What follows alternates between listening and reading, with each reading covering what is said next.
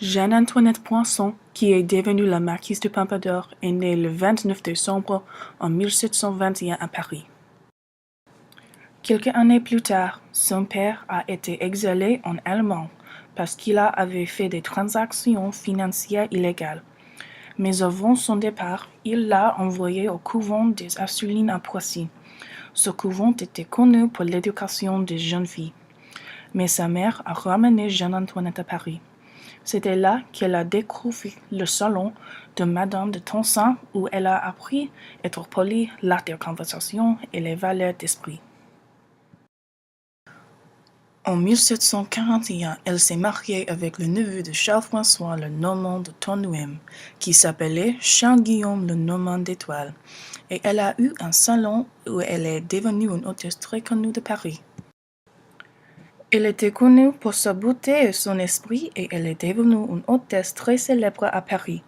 Elle a fait construire un salon dans le château d'Étoile où elle divertissait beaucoup de personnes dans un petit théâtre. En raison de sa réputation, elle a été invitée au mariage du fils du roi.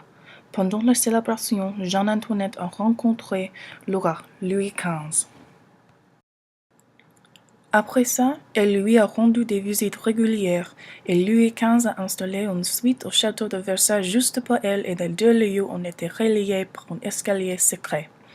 Bientôt, elle est devenue la maîtresse favorite du roi. Il lui a donné un château et le domaine de Pompadour.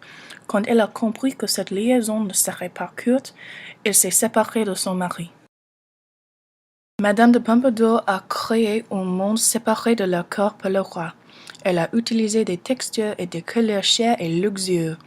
Elle a adoré la porcelaine, donc ici il y avait beaucoup de choses en porcelaine. Et ils ont ouvert Manufacture nationale de Sèvres, qui est devenue une entreprise très connue en France. Elle a acheté des tableaux par ses peintures favoris, Van Loo et Boucher. Aussi, elle a promu des manufactures françaises comme la manufacture de Gobelin, qui faisait des tapisseries.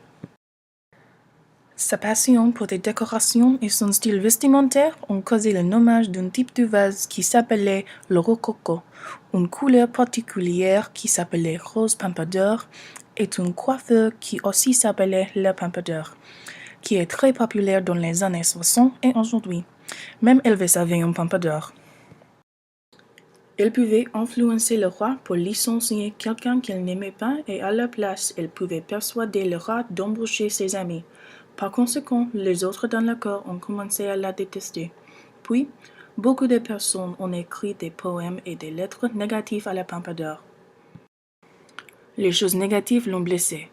En 1764, à cause de sa santé déclinante, elle a contracté la tuberculose et elle est morte. Mais son visage et son nom vont continuer à vivre dans la société moderne.